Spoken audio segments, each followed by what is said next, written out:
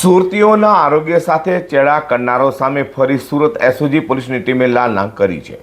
તે સુરત એસઓજી ટીમે ડીસીપી રાજદીપસિંહ નકુમના માર્ગદર્શન હેઠળ સરથાણા વિસ્તારમાં દરોડા પાડ્યા હતા અને ત્યાંથી શંકાસ્પદ પનીર અને દૂધના માવાનો જથ્થો કબજે કર્યો હતો। સુરત પોલીસ કમિશનર અનુપમસિંહ ગેહલોત દ્વારા શહેરીજનોના આરોગ્ય સાથે ચેડા કરનારો સામે લાલનાંગ કરવા આપેલી સૂચનાને લઈને સુરત એસઓજી એટલે કે special operation group team DCP Rajdeepsinh નકુમના માર્ગદર્શન હેઠળ મેદાની હતી।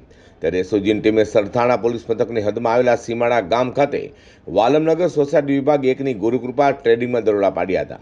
તેથી દુકાનદાર ચંદુ બાબુ સાવલિયાની અટકાયત કરાઈ હતી અને દુકાનમાં તપાસ કરતા નોન બ્રાન્ડેડ ચીઝ એનાલોગ એટલે કે પનીરનો 540 કિલોગ્રામ અને દૂધના માવાનો 90 કિલોગ્રામ મળી 629 કિલોગ્રામ શંકાસ્પદ જથ્થો મળી આવતા દુકાનદાર સામે કાર્યવાહી હાથ ધરી છે।